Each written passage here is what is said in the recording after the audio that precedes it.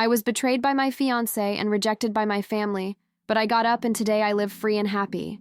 I remember exactly the day everything turned upside down. It was a normal afternoon. I'd gotten home early from work and decided to stop by my fiancé Diego's apartment unannounced. We'd been together for 4 years, and I thought I knew every detail of him, every habit, every gesture. When I opened the door and saw his phone vibrating on the table, I didn't think anything was wrong. It was just silly curiosity, you know? But that's when my hell began. The messages were open, several conversations on dating apps, with different women, all recent, some even dating back to the days he claimed to be with me. I felt like the floor had been ripped open. In that moment, I couldn't breathe. My hands were shaking, and my heart felt like it was going to explode. It wasn't just a betrayal, it was a pile of lies.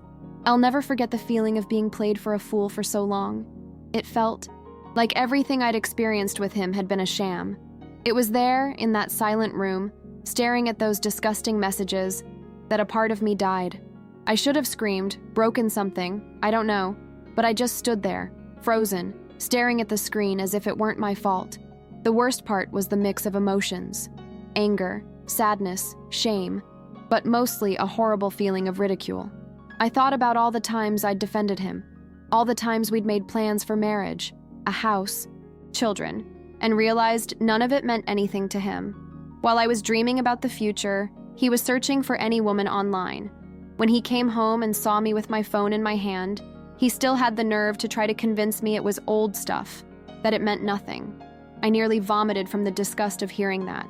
His face, trying to play the victim, telling me he loved me, that I couldn't throw 4 years away. It was at that moment that I realized how manipulative he was. The betrayal hurt, but seeing him try to turn the tables, as if it were my fault for going through his phone, was like being stabbed again.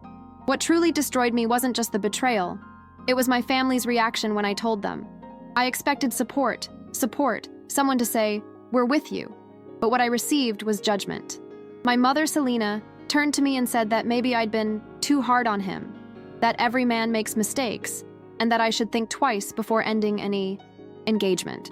My sister, Lorena, even had the courage to defend Diego, saying that he'd always been good to me and that I was overreacting. I was in shock. It was as if no one saw me, as if my pain were invisible. The worst of all was feeling that to them, I was a problem for not accepting the betrayal, as if I were to blame for ruining the happy family they like to portray to others. I felt alone in a way I'd never felt before, as if I'd been abandoned not only by Diego, but also by my own family. I stayed up all night crying, trying to understand how I'd fallen into that trap. I thought about every detail of the relationship, and it felt like it had all been built on lies. I remembered the day he proposed, the emotion I'd felt, the happiness that had seemed so real, and now it all just made me sick. I looked at the ring on my finger and wanted to throw it in the trash. But what ate me most was knowing that my mother and sister weren't on my side. I imagined any mother would be furious to see her daughter betrayed and humiliated, but mine chose to cover for my fiancé. I couldn't understand how anyone could choose to defend someone who had destroyed their own daughter. It was a mixture of pain and indignation that seemed to have no place in my body. I looked in the mirror and barely recognized myself. It was that day that I realized I couldn't continue living as before. I understood that if I stayed there, surrounded by people who belittled me and didn't respect my pain, I would lose myself forever. I couldn't let betrayal define who I was. So even though my heart was in pieces, I decided to leave home. I grabbed some clothes and documents and went to my friend Natalia's house. She was the only person who truly welcomed me, who didn't judge me, who just hugged me and let me cry. It was on that couch, hugging her, that I finally felt a bit of relief. It was as if, for the first time, someone had truly seen me. That was the turning point. I didn't yet know how I would rebuild my life, but at that moment, I decided I would no longer beg for love from anyone. Not from a man, not even from my own family. The next morning, I woke up on Natalia's couch with a heavy head, puffy eyes, and a feeling of emptiness. I didn't know where to begin. The first thing I did was take off my engagement ring and throw it in my bag. I didn't have the courage to look at it. It was as if every time I saw that ring, I was reminded of how much I'd been deceived. Natalia made coffee and remained silent, just looking at me. I remember her saying, "Friend, you don't deserve this. You need to think about yourself now." Those simple words were a shock, because until then, no one had said that. Everyone only talked about preserving the relationship, the family, appearances, but no one thought about me. That's when it hit me. If I didn't think about myself, no one would. The first hours of that day were an internal struggle. Part of me wanted to call Diego and curse him until nothing was left, throw everything I discovered in his face. Another part just wanted to disappear, vanish, because shame consumed me. I felt like an idiot for believing every word he said, every promise. And my mother's voice still echoed in my head, telling me I should reconsider. It was as if I were torn between anger and guilt, as if somehow I was responsible for the shit he'd done. The weight was unbearable. It was at that moment that I realized I didn't need to prove anything to anyone. The betrayal didn't say anything about me, only about him. This clarity took a while to come, but it began to dawn there, amid my despair. That same day, Diego started texting me. At first, they were excuses. Then he launched into a litany of, "It won't happen again. I love you. We can't throw everything away." Then he started acting dramatic. He said he couldn't live without me, that I was his life, that he was going to change. I read each message, with a mixture of disgust and anger. It was unbelievable how he still had the nerve to play the victim, when I was the one being destroyed. I didn't respond. I deleted some messages, but kept others. Part of me wanted proof of how fake he was, in case I ever needed to rub it in his or my family's face. Silence was my response. I know it hurt him, because he's always been used to having control. And in that moment, I realized my absence hurt more than any words. That afternoon, my mother called. Me. I answered, thinking it was a gesture of support, but it was just another disappointment. She asked if I'd spoken to Diego yet, as if it were my responsibility to sort out his mess. When I said I had nothing to talk about, that he'd cheated on me and that was that, she sighed deeply and said, "Camilla, you need to learn to forgive. It's not easy to find a good man these days." That sentence kept hammering in my head like torture. I hung up on her. It was painful to realize that my mother, the person who was supposed to protect me, was more concerned with keeping a son-in-law than welcoming her daughter. I cried with rage. Then I decided I could no longer count on her. It was as if I'd lost not only a fiancé but also a mother that day. By the end of the day, I was exhausted. My body ached, my head felt like it was going to explode. But at the same time, I felt a thread of strength emerging. I didn't know where it came from. Maybe from Natalia's embrace, maybe from my own limit to pain. I only knew I couldn't go back. I couldn't accept less than I deserved. It was that day that I wrote, on a piece of paper, a phrase I still remember: "I will not beg to be loved." It may sound silly, but it was like a cry of freedom for me. For the first time, I wasn't trying to save anyone. I wasn't trying to please anyone. I was choosing myself, and that choice was the beginning of my reconstruction. In the days that followed, I began to realize how much my entire life had revolved around pleasing others. I found myself remembering every moment I'd sacrificed myself to sustain that relationship. How many times I'd stopped going out with friends because he didn't want to. How many times I'd swallowed his sexist comments thinking it was normal. How many times I'd tried to talk to my mother and received only criticism. It was as if a curtain had fallen and I saw everything clearly. The betrayal was the final straw, but the problem was much bigger. I'd lost myself trying to be the perfect daughter, the perfect bride, the understanding woman. And in the end, no one had given me anything in return.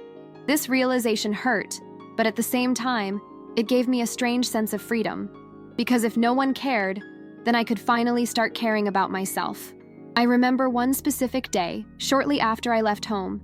I woke up alone in Natalia's house, sat on the bed, and cried with rage. But after crying, I felt a strange sense of relief.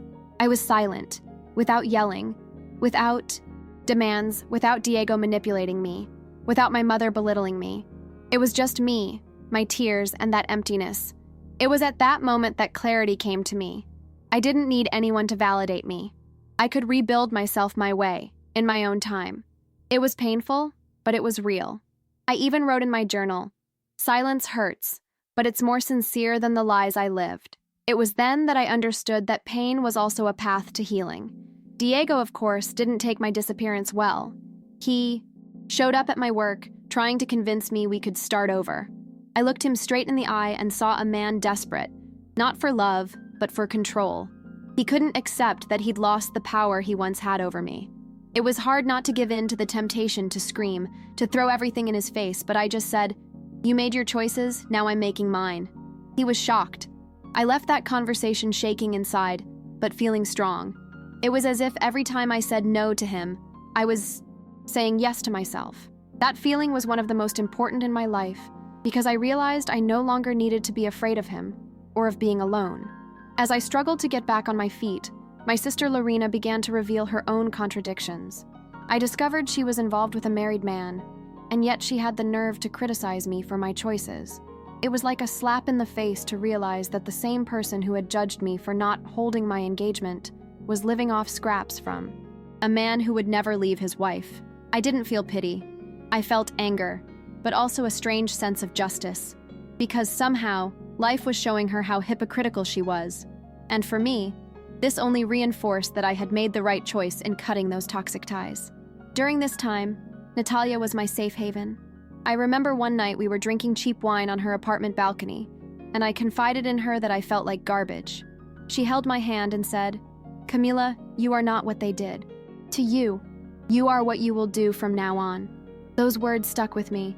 I cried a lot that night, but it was a different kind of crying. It wasn't just from pain, it was from relief, as if I was beginning to believe I could truly rebuild myself. It was the first moment I felt true hope. I won't lie. There were days when I wanted to go back. The emptiness of the bed, the broken routine, the fear of the future. All of this made me wonder if I wasn't being too radical. But then I remembered the messages, his face trying to convince me it was no big deal, my mother minimizing my pain, and the urge to give up passed. It was like a reality check. I realized the worst part wasn't being alone. It was being accompanied and still feeling invisible. That hurt so much more. I began to cling to this idea as a way to keep myself going. Alone, I still had a chance to rebuild myself. With them, I would only continue to be destroyed. A defining moment was when I ran into an acquaintance on the street, and she mentioned the engagement. I froze, not yet having the courage to speak openly about the breakup. But that day, I simply said, "It's over, he cheated on me." Her reaction was shock, but I felt immensely liberated in saying it out loud. It was as if, by naming what happened, a weight was lifted from me. I no longer needed to hide anything, no longer needed to pretend. It was at that moment that I realized the shame wasn't mine, it was his. He was the one who should walk with his head down, not me. That turning point was crucial. Over time, I began to feel anger not only toward Diego, but also toward my family.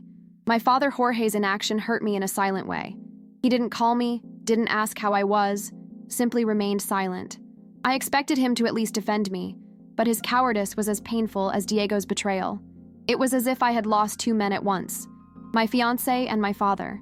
This affected me deeply because it made me realize I was truly alone. But instead of drowning, I decided to use it as fuel.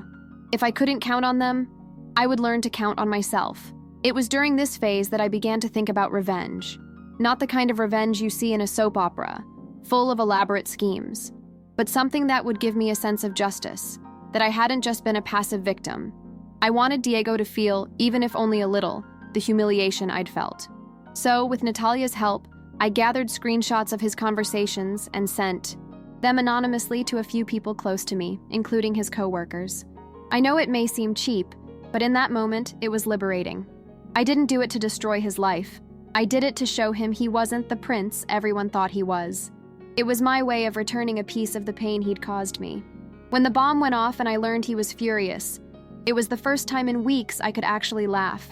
Not because the pain had subsided, but because I finally felt like I had some control over the situation. I was no longer the deceived and humiliated bride.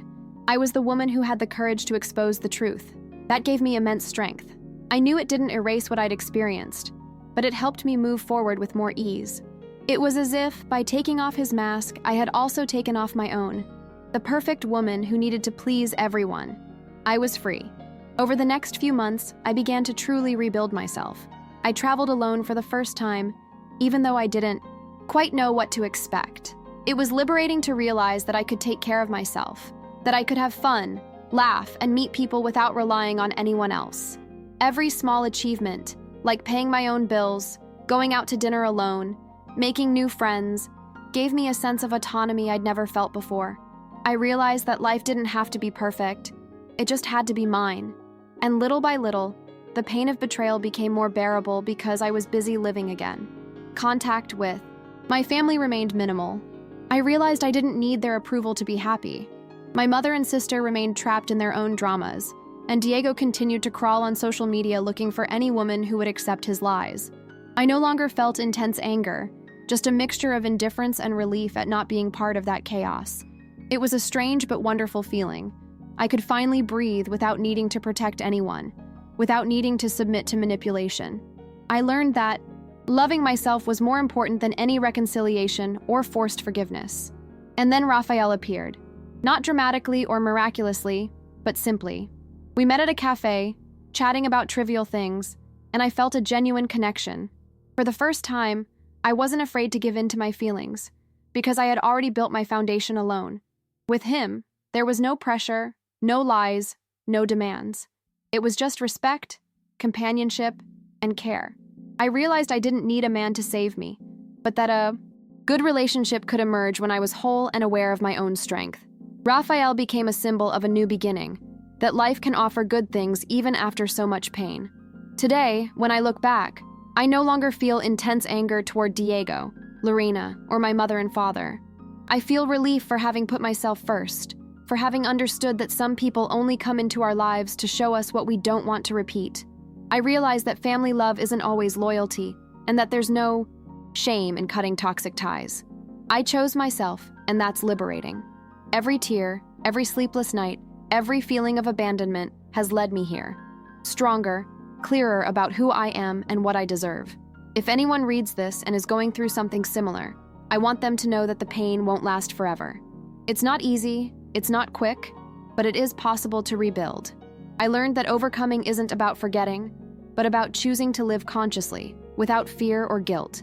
Today, I sleep peacefully, laugh genuinely, meet new people, allow myself to make mistakes, and get things right without fear. And above all, I learned that my happiness depends solely on me.